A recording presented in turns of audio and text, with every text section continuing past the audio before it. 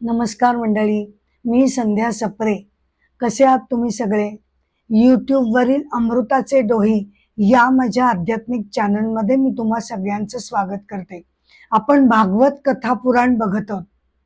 आजचा भागवत कथा पुराण एपिसोड 9 मी चालू करते. या एपिसोडमध्ये आपण काय बघणार आहोत हे आपण बघूया.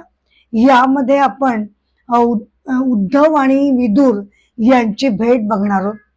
विदुरांना मैत्रेय ऋषीकडून आत्मज्ञानाची प्राप्ती झाली ते आपण बघणार आहोत. ब्रह्मदेवाची उत्पत्ती आणि ब्रह्मदेवानी सृष्टी रचना कशी केली ते आपण जाणून घेणार आहोत. मन्वंतर ही काय संकल्पना आहे ते जाणून घेऊ आणि बरंच काही. तेव्हा भागवत कथा पुराण एपिसोड 9 तृतीय स्कंद याला मी सुरुवात करत आहे. एपिसोडला सुरुवात करण्यापूर्वी नेहमीप्रमाणे मंगलाचरण म्हणून मी सुरुवात करते. श्रीमन महागणाधिपतये नमः. वक्रतुंड महाकाय सूर्यकोटी समप्रभ निर्विघ्नं कुरु मे देव सर्व कार्येषु सर्वदा. नमो देवे महादेवे शिवाये सततं नमः. नमः प्रकृते भद्राये नियतः प्रणतास्मताम्. आदो देवकी देवी गर्भजननं गोपी गृहे वर्धनं मायापूतन जीवितापहरणं गोवर्धनोद्धारणं कंसच्छेदन कौरवादि हननं कुंती तनूजावनम्. एतद् भागवतं पुराण कथितं श्रीकृष्णलीलामृतं समचरण सरोजं सांद्र नीलांबुदाभं जगन्वित पाणिं मंगलं मंगलानां. तरुण तुलसीमाला कंधरं कंजनेत्रं सदयधवलहासं विठ्ठलं चिंतयामि. सच्चिदानंदरूपाय विश्वोत्पत्त्यादिहेतवे तापत्रय विनाशाय गोविंदाय नमो नमः. कृष्णाय वासुदेवाय हरये परमात्मने प्रणतक्लेशनाशाय गोविंदाय नमो नमः.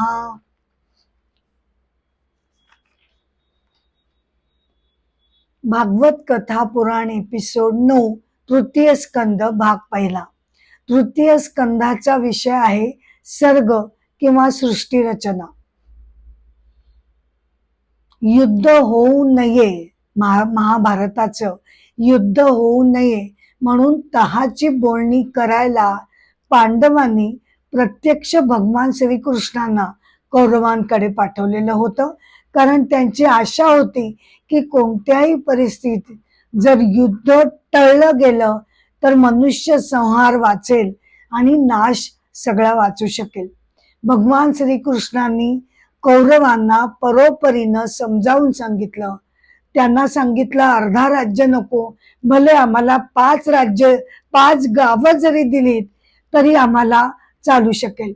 परंतु दुर्योधनानं अत्यंत आडमुठेपणा करून त्यांच्या तहाच्या सगळ्या अटी त्यानं धुडकावून लावल्या आणि त्यामुळे त्याच्या दुराग्रहामुळे आता पांडवांना युद्धाखेरीज दुसरा पर्याय राहिला नव्हता.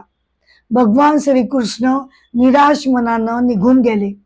त्यानंतर विदुरानं धृतराष्ट्र आणि कौरवांना त्यांनी आता काय करावं हे समजावून सांगण्याचा खूप प्रयत्न केला. त्याला विदुर नीती असं म्हटलं जातं. विदुरांनी धृतराष्ट्राला परोपरीनं शांत करण्याचा प्रयत्न केला. ते म्हणाले की तू पांडवांना त्यांच्या अर्ध्या राज्याचा वाटा जर तू देऊन टाकलास तर पुढे होणारं युद्ध हे होणार नाही आणि जो मनुष्य संहार किंवा युद्धाचे जे दुष्परिणाम आहेत ते कुणाला भोगावे लागणार नाहीत. तेव्हा सामंजस्याने तुम्ही हा तह मान्य करावा असं मला वाटतं. दुर्योधनानं डोक्यामध्ये क्रोध आणि संतापानं आणि त्याच्यामध्ये सुराची भावना इतकी जागृत झालेली आहे की तो मुळी भगवान श्रीकृष्णांचं म्हणणं ऐकून घ्यायला सुद्धा तो तयार नाहीये.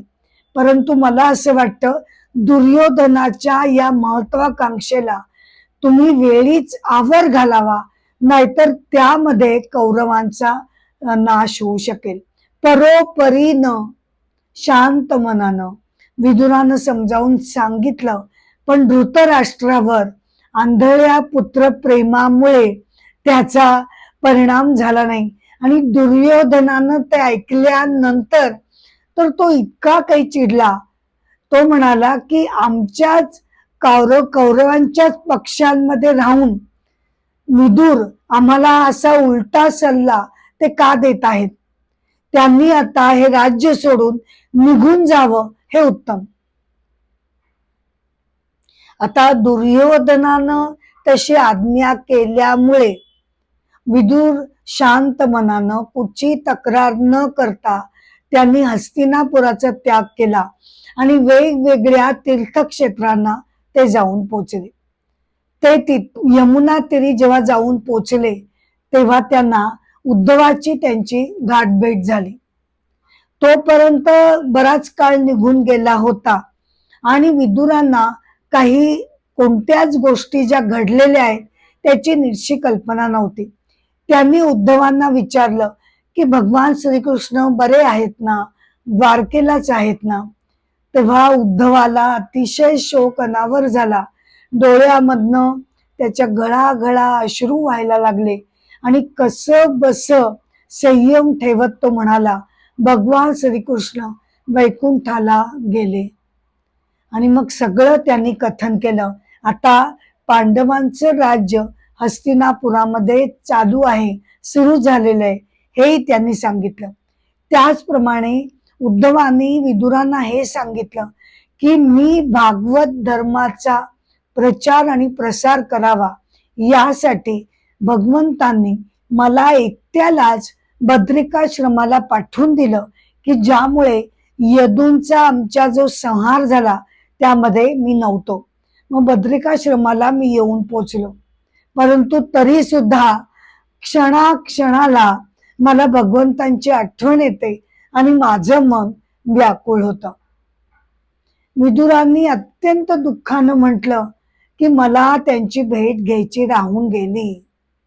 तेव्हा उद्धवांनी त्यांची समजूत घालत म्हटलं की तुमची आठवण भगवान श्रीकृष्ण काढत होते.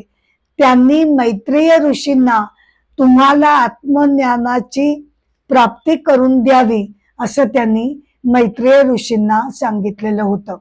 त्याप्रमाणे तुम्ही आता मैत्रेय ऋषींना जाऊन भेटा आणि तिथे आत्मज्ञानाची किंवा तुमच्या ज्या काही शंका असतील त्या तुम्ही त्यांना विचारू शकता. मग त्याच्यानंतर ते गंगा किनारी हरिद्वारला विदुर तिकडे गेले.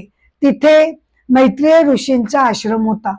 मैत्रेय ऋषींना ते भेटले आणि मग ते म्हणाले की मला असं विचारायचंय की संसारामध्ये बर का, संसारामध्ये प्रत्येक जण सुखाची अपेक्षा करतो, परंतु अगदी काहीच थोड्या भाग्यवंत व्यक्तींना अगदी संपूर्णपणे आयुष्यामध्ये सुख मिळतं, नाहीतर प्रत्येकाला दुःखाचा वाटा जास्त आणि सुख कमी असं वाटायला येतं.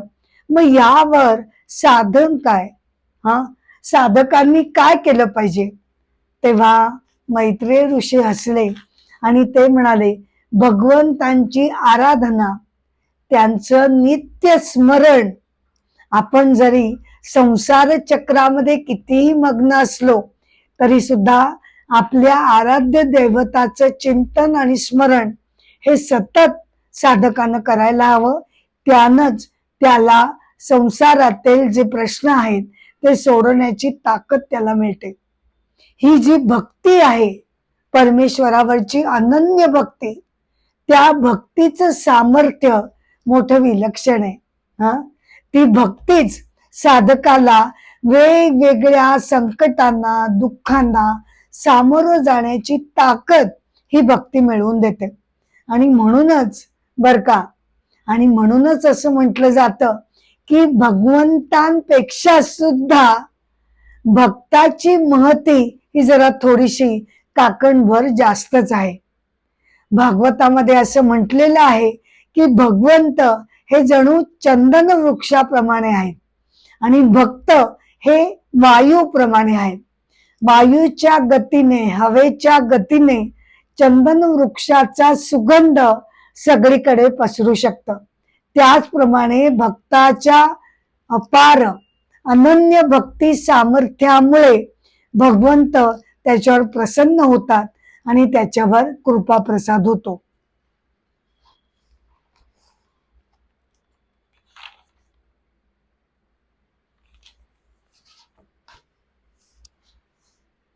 आता भक्ताचा विषय आलेला आहे, तर एका भक्ताची कथा आपण बघूया.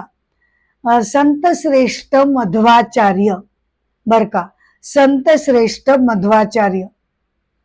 आता सृष्टी हा तृतीय स्कंदाचा विषय आहे, तर त्या दृष्टीनं सृष्टीबद्दलचे, जगताबद्दलचे, परमतत्वाबद्दलचे मुख्य असे 3 सिद्धांत वेदांतामध्ये मांडलेले आहेत. वेदांत म्हणजेच उपनिषद. तर वेदांतातले 3 सिद्धांत काय आहेत ते आपण थोडक्यात बघूया. एक आहे द्वैत सिद्धांत. त्याचे प्रवर्तक संत श्रेष्ठ मध्वाचार्य मानले जातात. द्वैत सिद्धांत असं म्हणतो की जगताची सत्यता द्वैत सिद्धांत मान्य करतो आणि ईश्वर, आत्मा, प्रकृती, सृष्टी हे सगळे एकमेकांपासून भिन्न भिन्न आहेत, स्वतंत्र आहेत, हे द्वैत सिद्धांत मांडतो. मध्वाचार्यांनी पंचभेद मांडलेला आहे.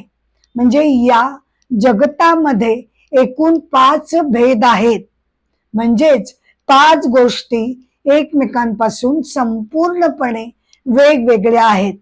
ते पंचभेद कोणते? तर ईश्वर आणि मनुष्य, नंतर मनुष्य आणि मनुष्य, मनुष्यात सुद्धा भेद आहे. आत्मा, अनात्मा, नंतर ईश्वर आणि प्रकृती, आणि प्रकृती आणि प्रकृती म्हणजे सृष्टीमध्ये सुद्धा झाड वेगळं, डोंगर वेगळं, असे जे प्रकार आहेत त्यातले सुद्धा भेद वेगवेगळे आहेत. मध्वाचार्यांचा जन्म 1238 मध्ये उडपी येथे झाला. त्यांच्या मातेचं नाव वेदवती आणि वडिलांचं नाव नारायण भट. वासुदेव असं त्यांचं नाव ठेवण्यात आलेलं होतं. हनुमान आणि भीमानंतर, बर का, हनुमान आणि भीमानंतर मध्वाचार्य हे वायूचा 3रा अवतार असं मानले जातात. ते अत्यंत उंच आणि धिप्पाड होते, अंगाने सशक्त होते. त्यांनी तरुणपणीच अच्युत प्रेक्ष या गुरूंकडून त्यांनी संन्यास दीक्षा घेतलेली होती. मध्वाचार्यांना पूर्ण प्रज्ञ असंही म्हटलं जातं. उडुपीमध्ये त्यांनी भव्य श्रीकृष्ण मंदिर उभारलेलं आहे. त्यांच्या तत्वज्ञानाला तत्ववाद असं म्हटलं जातं. हे जग मिथ्या नाही, तर हे जग सत्य आहे, अशी त्यांची भूमिका होती. त्यांनी वडिलांना एकदा सांगितलं की आता माझं सर्व शिक्षण पूर्ण झालेलं आहे. मी वैष्णव धर्म आणि श्रीकृष्ण भक्तीचं महात्म्य जगाला समजावून सांगणार आहे. श्रीकृष्ण भक्तीनच मनुष्याला मोक्ष मिळू शकतो असं ते प्रतिपादन करत असत. हा झाला द्वैतवाद जो मध्वाचार्यांनी मांडला. त्यानंतर आहे विशिष्टाद्वैत. हा रामानुजाचार्यांनी मांडला. त्यांची कथा आपण मागच्या एपिसोडमध्ये बघून झालेली आहे. विशिष्टाद्वैत काय सांगतो की ब्रह्मच केवळ सत्य आहे, बर का. हे परब्रह्म तत्व ज्यांनी सृष्टीला तोलून धरलाय ते केवळ सत्य आहे. पण हे जग जे आपण अनुभवतो ती माया नसून ते ब्रह्माचेच एक वैशिष्ट्य आहे, असं त्यांचा सिद्धांत सांगतो. आणि तिसरा सिद्धांत आहे अद्वैत सिद्धांत. अद्वैत सिद्धांत काय सांगतो की परब्रह्म तत्व सृष्टीला तोलून धरणारं मूलभूत अधिष्ठान जे परम ऊर्जा तत्व आणि व्यक्तीच्या शरीरातील आत्मतत्व हे दोन्ही भिन्न नाहीत. आत्मतत्व आणि परब्रह्म तत्व हे सगळीकडे एकच आहे. विवेक चूडामणीमध्ये आद्य शंकराचार्य असं समजावून सांगतात की या सृष्टीतील सगळी नामरूप म्हणजे डोंगर, दर्या, नाले, पर्वत वगैरे सगळी नामरूप तुम्ही बाजूला करा की जे उरतं ते परमतत्व आहे. आणि मनुष्याच्या देहामधील त्याची 3 शरीर बाजूला करा की ते जे उरतं ते आत्मतत्व आहे. व्यक्तीसाठी म्हणून केवळ त्याचं नाव हे आत्मतत्व ठेवलेलं आहे. पण आत्मतत्व आणि सृष्टीच्या मागील मूलभूत तत्व ही दोन्ही एकमेकांपासून भिन्न नाहीत. आणि म्हणूनच आद्य शंकराचार्य असं म्हणतात की ब्रह्म सत्य जगत मिथ्या. आता जगत मिथ्या म्हणजे नेमकं काय त्याच्यावर आपण जरा विचार करूया. मिथ्या म्हणजे खोटं नाही. मिथ्या म्हणजे जगत खोटं नाही. मिथ्या या अर्थानं त्याला म्हटलंय की ते विनाशी आहे. बर का, जगत विनाशी आहे, क्षणोक्षणी बदलणार आहे, क्षणभंगूर आहे, या अर्थानं त्याला मिथ्या म्हटलं गेलेले आहे.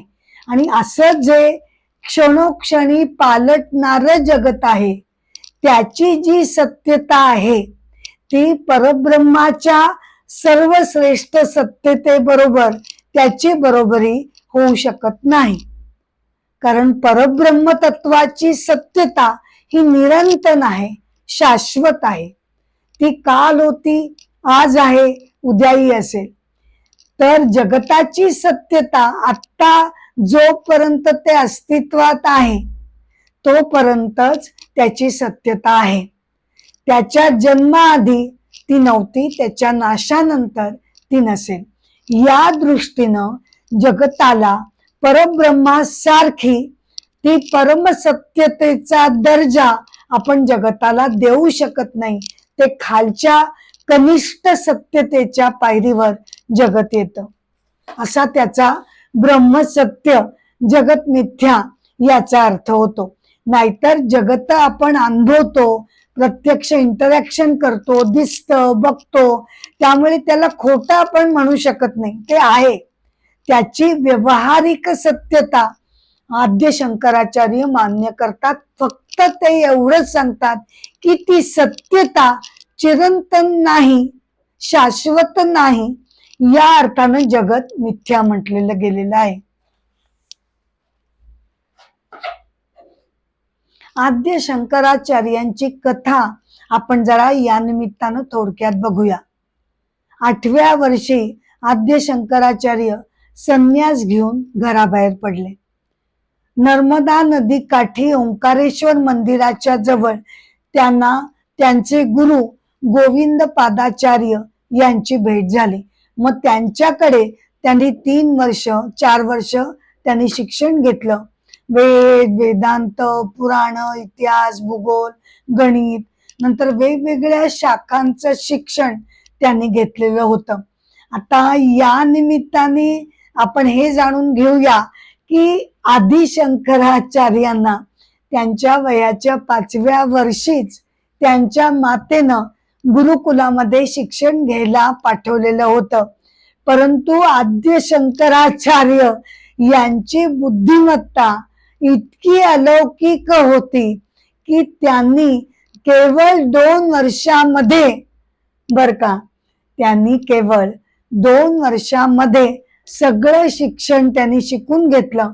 आणि 7व्या वर्षी गुरुकुलाच्या प्रमुखांनी यांना आचार्य अशी पदवी दिली आणि हा 7 वर्षाचा छोटा आचार्य आपल्या घरी परत आला. मग त्यानंतर आपल्या घराच्या बाहेरच्या अंगणामध्येच त्यांनी लोकांना शिकवायला सुरुवात केली. एकदा त्यांच्या मातेनं बर का, त्यांच्या मातेचा आर्यांबाचा असा नियम होता की रोज ती पूर्णा नदीच्या काठावर जाऊन स्नान करत असे. तिचं ते व्रत होतं. परंतु आता वय झाल्यामुळे एकदा झालं काय की ती पूर्णा नदीच्या काठी गेली खरी, पण बराच वेळ झाला तरी ती परतली नाही. म्हणून आद्य शंकराचार्यांना आपल्या मातेची काळजी वाटू लागली आणि ते तिला शोधायला रस्त्यामध्ये गेले. तर त्यांना रस्त्यामध्येच ती बेशुद्ध होऊन पडलेली दिसली. ते अतिशय त्यांना काय करावं सुचेना, काळजी वाटू लागली. लोकांना बोलवलं, तिला घरी घेऊन गेले, मग वैद्यांना बोलवलं, औषधोपचार केले आणि मग त्यानंतर ते मातीला म्हणाले की अगं, तुला आता हे रोजचं एवढ्या लांब पूर्णा नदीच्या काठावर जाणं हे तुला आता झेपत नाही, त्यामुळे तू हे व्रत बंद करशील का? तेव्हा आर्यांबा त्याला म्हणाली, अरे इतके वर्षानुवर्ष मी हे व्रत घेतलेलं आहे, ते आता एकदम कशी काय मी बंद करणार रे बाळा? तिच्या त्या उत्तरावर आद्य शंकराचार्य काही बोलले नाही. म्हणाले मी जरा जाऊन येतो. आणि ते बाहेर पडले, पूर्णा नदीच्या काठी गेले, पूर्णा नदीला मनापासून नमस्कार केला आणि प्रार्थना केली की तुझा छोटासा एक प्रवाह जर आमच्या घरावरनं जवळच जर तू निर्माण केलास तर माझ्या माथेला एवढ्या लांब तुझ्या काठी यायची गरज राहणार नाही.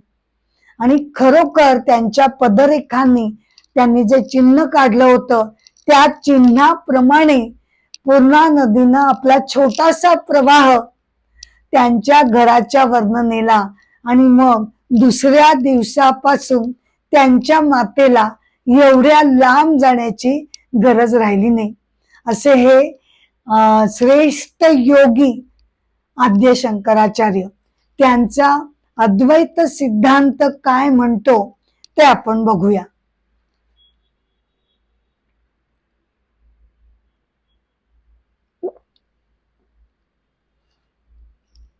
आता कसं आहे ना की आपली अगदी ठाम समजूत असते की मी म्हणजे कोण. मला जर का कोणी विचारलं की बाई तू म्हणजे कोण, तर मी काय सांगेन, मी अर्थातच मी म्हणजे माझं हे शरीर आणि मन, दुसरं काय.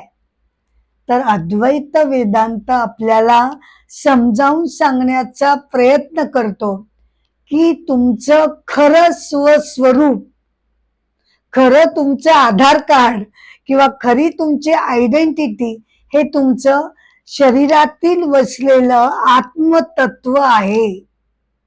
तुमचं खरं स्वस्वरूप तुमचं शरीर आणि मन नसून, बर का, तुमचं खरं स्वस्वरूप शरीर आणि मन नसून ते तुमचं आत्मतत्व आहे, असं अद्वैत वेदांत सांगतो. आपलं हे अज्ञान जे आहे आपल्या स्वतःच्या स्वस्वरूपाबद्दल, ते दूर होण्याची गरज आहे. म्हणून या मार्गाला ज्ञानयोग असं म्हटलं जातं. म्हणजे पूर्ण अशा परफेक्ट ज्ञानानंच आपलं स्वतःबद्दलचं जे अज्ञान आहे ते आपण दूर करू शकतो. मग त्यासाठी काय करावं लागेल, काय त्याच्या स्टेप्स आहेत? तर पहिलं म्हणजे आपल्याला हे श्रवण करावं लागेल. श्रवण, चिंतन, मनन, वाचन, वेगवेगळे ग्रंथ आपल्याला सांगत असतात, उपनिषद आपल्याला सांगत असतात की तुमचं खरं स्वरूप हे तुमच्यातील आत्मतत्व आहे. त्याचं श्रवण करणं, त्याचं मनन करणं हे गरजेचं आहे. मग त्यानंतर विवेकानं परीक्षण करून आपल्याला हे ठरवावं लागेल की आपलं शरीर हे 2 घटकांचं मिश्रण आहे. शरीर आणि मन हे प्रकृतीकडनं मिळालेले घटक आहेत, हे एका बाजूने. आणि दुसऱ्या बाजूने प्रकृतीच्या या घटकांमध्ये प्रत्यक्ष प्राण ऊर्जा तत्व किंवा ईश्वरीय तत्व आतमध्ये असल्याशिवाय हे जे शरीर मन आहे ते निव्वळ उपयोगी ठरत नाही. ते जड आहे. त्याला कार्यक्षम करण्यासाठी आतमधील आत्मतत्व किंवा ईश्वरीय तत्व हे पण तेवढंच महत्वाचं आहे. अशा दोन घटकांनी आपण हे मिश्रण झालेलं आहे. ते आपण विवेकानं समजून उमजून विचार करून ते मिश्रण जे आहे ते मनानं त्याचं पृथक्करण करून ते घटक मनानं विचारानं वेगवेगळे करावे लागतात. आता मी म्हणजे शरीर आणि मन का नाही बाबा? का असं? तर शरीर हे सतत बदलत असतं, बरोबर? बालपणचं शरीर, तरुणपणचं शरीर आपलं, मग वृद्धपणाचं, ह्या सगळ्या बदलत्या त्याच्या अवस्था असतात. परंतु तरी सुद्धा मी म्हणते मी म्हणजे शरीर, मग ते जरी बदलत असलं तरी मला मात्र असं वाटतं की मी मात्र तीच आहे. बालपणीचं जे शरीर होतं तेही मीच आहे. आता वृद्धपणीचं जे शरीर आहे ते सुद्धा मीच आहे. मग एकाच वेळेला बदलत जाणारं शरीर सुद्धा मी आणि त्यामधली न बदलणारी मी हे एकाच वेळेला कसं काय शक्य होईल? आणि दुसरं म्हणजे शरीर हे अनुभवलं जातं. शरीर हे गोष्ट आहे, वस्तू आहे, थिंग आहे. ती आपण अनुभवतो, त्याला निहाळतो, त्याचं परीक्षण केलं जातं. म्हणजेच शरीराला बघणारा, त्याला साक्षी असणारा हा वेगळं तत्व आहे आणि शरीर जे बघितलं जातं ते वेगळं तत्व आहे. ऑब्जेक्ट आणि सब्जेक्ट हे दोन्ही एकच कसे काय असू शकतील? हा, बघणारा आणि बघितलं जातं ते हे दोन्ही एकच कसे काय असू शकतील? आता हे झालं खरं तर द्वैत, नाही का? आपण काय सिद्धांत म्हणतोय? एका बाजूनं शरीराला बघणारा साक्षी आणि दुसऱ्या बाजूनं शरीर जे बघितलं जातं ते. मग याच्यामध्ये अद्वैत आलं कुठे? तर अद्वैत अजून त्यामध्ये आलेलंच नाही. आपण दोन घटक द्वैत सिद्ध करतोय. तर अद्वैत सिद्धांत केवळ इथे थांबत नाही. ही पहिली पायरी आहे. नंतर अद्वैत आपल्याला सांगतो की हे जे शरीर मन जगत हे सगळं जे आपल्याला दिसतं ते या परब्रह्माचाच ॲपिअरन्स आहे. ती त्याच्यापासून वेगळी गोष्ट नाही. का वेगळी गोष्ट नाही? जेव्हा आपण कधी म्हणू शकतो दोन गोष्टी स्वतंत्रपणे अस्तित्वात आहेत? हे आपण कधी म्हणू शकतो? जेव्हा त्या दोन्ही वेगवेगळ्या स्वतंत्रपणे एक्झिस्टन्स मध्ये आहेत. पण जगताचं घ्या, शरीराचं घ्या, आपण बघितलं, आपण विचार केला तर आपल्याला लक्षात येतं की मला जे अस्तित्व मिळालंय ते माझं स्वतःच नाही. मला ते कधी ना कधीतरी परत करावं लागणार आहे. हे बॉरोड एक्झिस्टन्स आहे. परमतत्वाच्या एक्झिस्टन्स या गुणापासून मला ते सत्यत्व, माझे अस्तित्व थोड्या काळापुरतं का होईना मला ते मिळालेलं आहे, पण ते माझं स्वतःच नाही. आणि त्यामुळे या जगताचा डोलारा भले कितीही भव्य असला तरी सुद्धा त्याचं अस्तित्व हे परमतत्वावर अवलंबून आहे.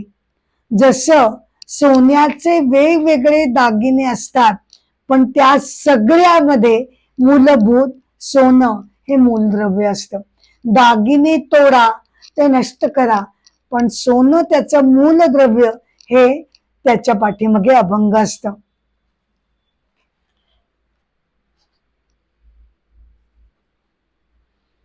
आता ब्रह्मदेवांची उत्पत्ती आणि ब्रह्मदेवांची सृष्टी रचना काय आहे ते आपण जाणून घेऊ. भगवान विष्णू हे शेषशय्येवर पहुडले होते आणि योग निद्रेचा आश्रय घेऊन ते डोळे मिटून त्यांनी घेतलेले होते. त्यांच्या नाभीमधून कमळ निर्माण झालं आणि त्या कमळामधून ब्रह्मदेव प्रगट झाले.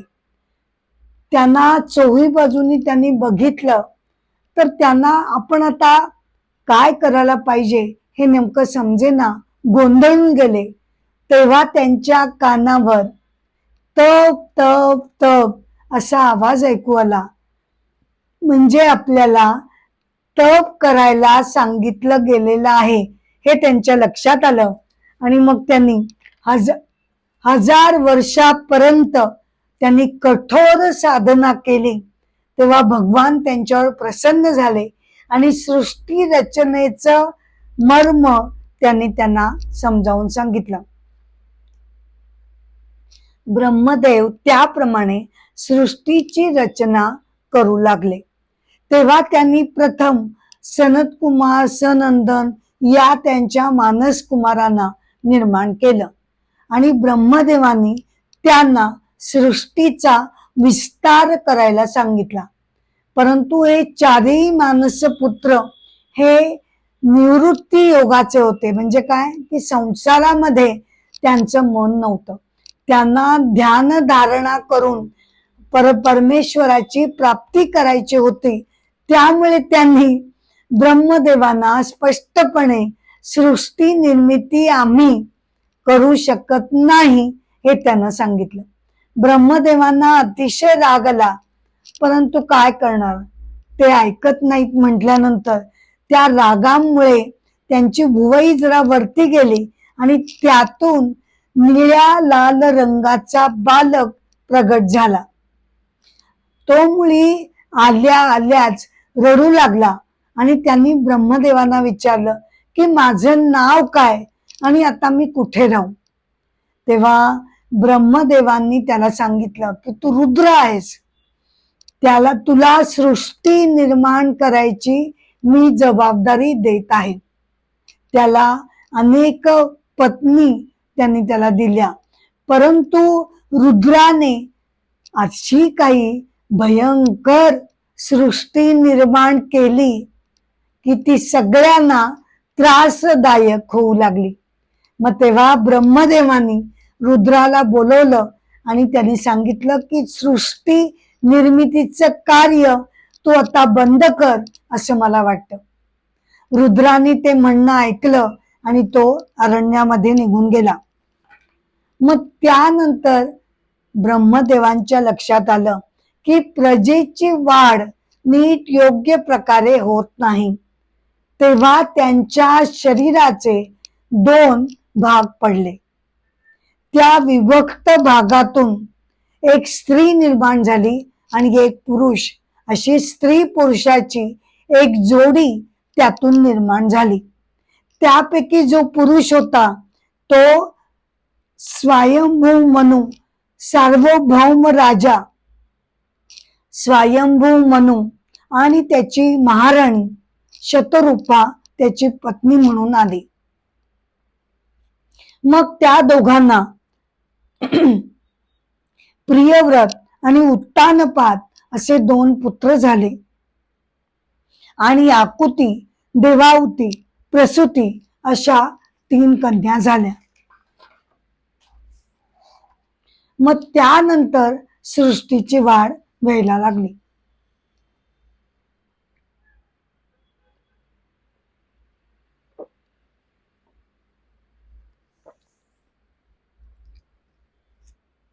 आता मन्वंतर ही काय संकल्पना आहे ते आपण जाणून घेऊ. आता मनुष्यांचं जे उत्तरायण म्हणजे 6 महिने हा जो काल आहे तो देवांचा 1 दिवस बर का. मनुष्याचे अख्खे 6 महिने म्हणजे देवांचा 1 दिवस. मनुष्यांचा दक्षिणायन त्याचे 6 महिने म्हणजे देवांची 1 रात्र. मनुष्यांचे 2 आयन म्हणजे उत्तरायण आणि दक्षिणायन 6 महिने हे मिळून 1 वर्ष होतं. म्हणजे आपलं 1 वर्ष म्हणजे देवांचा 1 दिवस आणि 1 रात्र होतो. अशी मनुष्याची 360 वर्ष म्हणजे देवांचं 1 वर्ष होतं. एकूण युग आहेत 4. कृतयुगाची 4000 वर्ष, त्रेतायुगाची 3000 वर्ष, द्वापर युगाची 2000, कलियुगाची 1000. आणि या वर्षांमध्ये संधिकाल जो येतो तो आहे एकूण 2000 वर्षांचा. म्हणजे 10,000 अधिक 2000 12,000 वर्ष होतात. आता ही 12,000 वर्ष जी आहेत ती देवांची मानलेली आहेत बर का. ही देवांची वर्ष मानलेली आहेत. देवांची 12,000 वर्ष म्हणजे मनुष्याची किती वर्ष होतात? मनुष्याची 43,20,000 वर्ष होतात. देवांची 12,000 वर्ष म्हणजे देवांचं 1 युग होतं आणि मनुष्याचं महायुग होतं. 71 युग अशी झाली की त्याला मन्वंतर म्हटलं जातं. एकूण मन्वंतर 14 आहेत.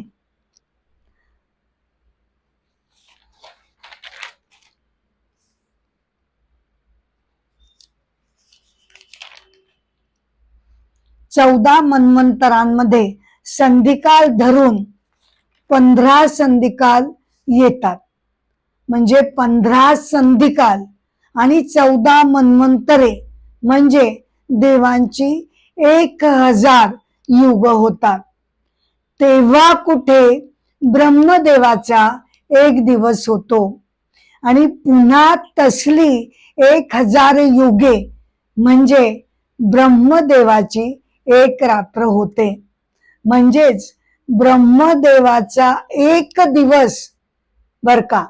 ब्रह्मदेवाचा 1 दिवस म्हणजे मनुष्याची 4,32,कोटी वर्ष होतात आणि ह्याला कल्प असं म्हटलं जातं.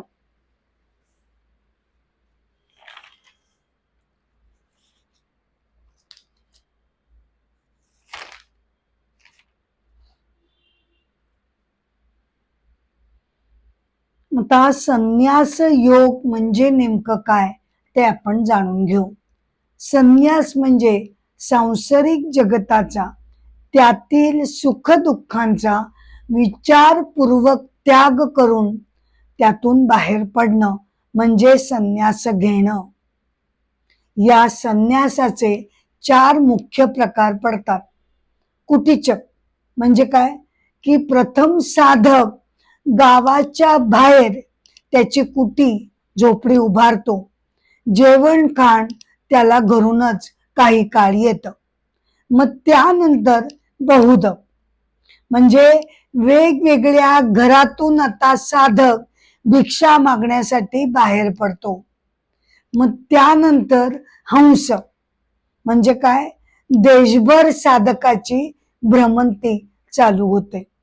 मग त्यानंतर परमहंस म्हणजे हा जो साधक आहे तो संन्यासाचा श्रेष्ठ प्रकार आहे. ईश्वर सेवेमध्ये हा साधक मग्न राहतो. संन्यास घेण्यासाठी विरजा होम केला जातो. विरजा होम म्हणजे सर्व रजो तमो गुणांचा होम करणं. साधकामध्ये 3 गुण असतात. प्रत्येकामध्ये त्रिगुणी आपलं शरीर असतं. तर त्यातील रजो आणि तमोगुणाचा संपूर्ण त्याग करणं आणि केवळ सात्विक परममंगल असा सात्विक गुण मनामध्ये ठेवणं म्हणजे विरजा होम. तसंच साधक जेव्हा पूर्णपणे निश्चय करतो की हो मला आता संन्यास घ्यायचा आहे, तेव्हा त्याला त्याचं विधिव्रत संन्यास दीक्षा त्याला घ्यावी लागतेच. पण त्याच बरोबरीनं तो आत्मपिंड दानही करतो स्वतःच, आणि आपल्या आई वडिलांचं श्राद्ध तो त्याच्या पहिल्या नावाने तो करतो. तसा त्याच्याकडनं अपेक्षा केली जाते. पूर्वीचे सगळे संबंध त्याला यानंतर तोडावे लागतात. कारण संन्यास घेतला की त्याला नवीन नाव मिळतं, जणू काही नवीन त्याचा जन्म झालेला आहे असं मानण्यात येतं. आता संन्यास घ्यावा की न घ्यावा, तर अद्वैत सिद्धांताप्रमाणे जर आपण मान्य केलं की सर्व सृष्टी ही भगवंतांनी पूर्णपणे व्यापलेली आहे, मग असं जर आहे तर संन्यास घेऊन मी कुठे जायचं आणि त्यापासून मी नेमकं कुठे बाहेर पडायचं? कारण सगळं जगतच परमेश्वराने व्यापलेलं आहे. हा एक विचार झाला. आणि दुसरा विचार असा केला जातो की सर्वत्र परमेश्वराचीच व्याप्ती आहे हे लक्षात घेऊन सुद्धा संन्यस्त वृत्तीनं संन्यास दीक्षा घेतल्यानंतर आहे याच जगतामध्ये राहून संन्यस्त वृत्तीनं सगळ्यांमध्ये ईश्वरी तत्व बघणं आणि करुणा, माया, प्रेम, ममता अशा विशाल दृष्टिकोनातून जीवनाचा स्वीकार करणं हे दोन मार्ग असतात. जो तो आपापल्या पिंडाप्रमाणे, प्रकृती स्वभावाप्रमाणे या दोघांपैकी एक मार्ग स्वीकारतो. काही जण लोककल्याणासाठी म्हणून, म्हणजे त्यांना व्यक्तिगत असा त्यांचा काहीही स्वार्थ नसतो, परंतु लोककल्याणासाठी ते संन्यस्त वृत्तीने या जगतामध्ये राहतात. तर काही जण या जगताचा त्याग करून वनामध्ये किंवा अरण्यामध्ये हे संन्यस्त वृत्तीने राहतात.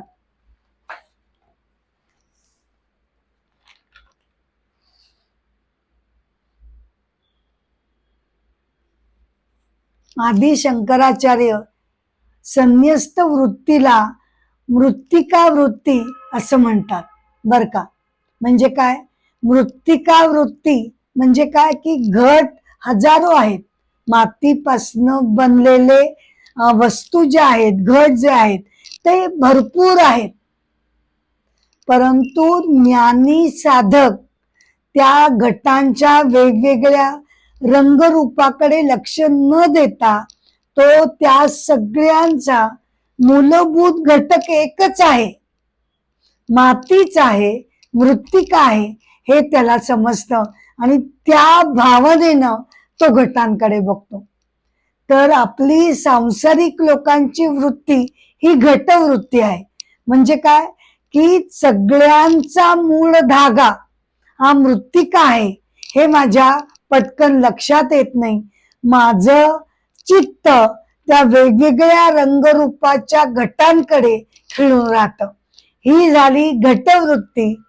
आणि ज्ञानी संन्यस्त साधकांची वृत्ती त्याला मृत्तिका वृत्ती असं म्हटलं गेलेलं आहे. या निमित्तानं आद्य शंकराचार्यांचं यती पंचकम हे स्तोत्र मी आपल्याला म्हणून दाखवत आहे. याचा स्वैर अनुवाद मी केलेला आहे. आत्ताच म्हटल्याप्रमाणे संन्यास दीक्षा घेतल्यानंतर काही जण आनंदानं मन किंवा अरण्यामध्ये संन्यस्त वृत्तीनं परमेश्वर प्राप्तीसाठी आपलं आयुष्य व्यतीत करतात. त्यांना उद्देशून हे यती पंचकम आहे. या यती पंचकमचा मी माझ्या दृष्टीनं स्वैर अनुवाद केलेला आहे.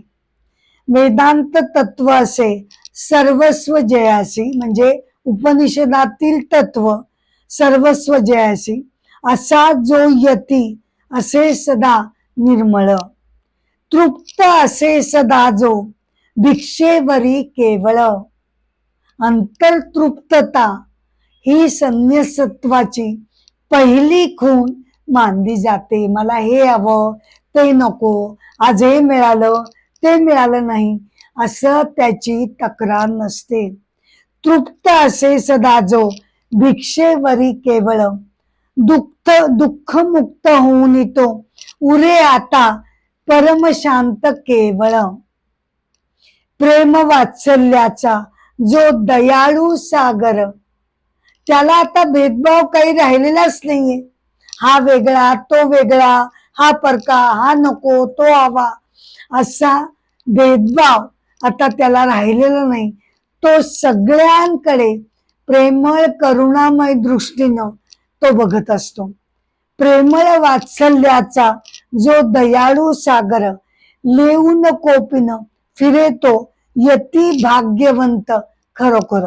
कौपिन म्हणजे भगवी वस्त्र, लेऊनी कौपिन फिरे तो यती भाग्यवंत खरोखर. विसावे जरा तो पर्ण फुलांच्या खाली, विसावे जरा तो पर्ण फुलांच्या खाली, वाडगा हातांचा दोन्ही करुणी, वाडगा हातांचा दोन्ही करुणी. पातेल वगैरे जमवायची सुद्धा त्याला गरज वाटत नाही. घेई तो अन्न हे पूर्ण ब्रह्म समजून, दोन्ही करतलांमध्ये जेवढी काही भिक्षा मिळेल ती त्याच्यामध्ये तो संतुष्ट असतो. धन संपत्ती सारे ज्याला भासते जीर्ण वस्त्रांपरी.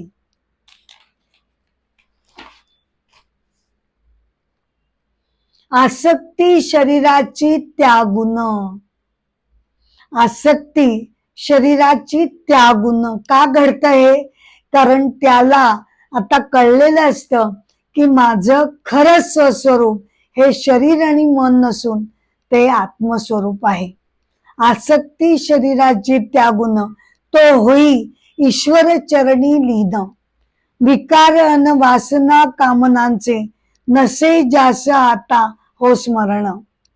विकार वासना कामना या त्याला आता त्रास देत नाहीत. असे जो निरंतर ध्यान मग्न, असे जो निरंतर ध्यान मग्न क्षण अनुभवांचे झाले त्याला आता सर्व शून्य. ईश्वर चरणी जयांचे समर्पित जीवन, ईश्वर चरणी जयांचे समर्पित जीवन. जे करती अहर्निश पंचाक्षरी मंत्र, जाती ते दश दिशांना पाडून कठोर वैराग्य आणि तप.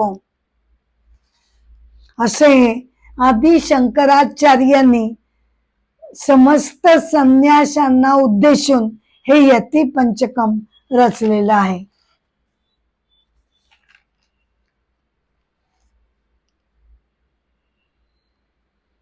भागवत कथा पुराण भाग 9 एपिसोड 9 तृतीय स्कंद भाग पहिला इथे मी संपवते.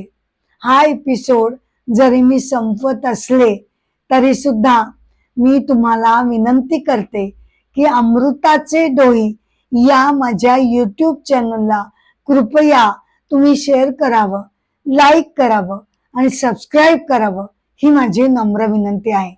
एपिसोडची सांगता मी करत असले तरी भागवत कथा पुराण याचे पुढचे एपिसोड घेऊन मी लवकरच तुमच्या भेटीला येतच राहणार आहे. एपिसोडची सांगता मी गजरानं करत आहे. पुंडलिक वरदा हरी विठ्ठल, श्री ज्ञानदेव तुकाराम, पंढरीनाथ महाराज की जय.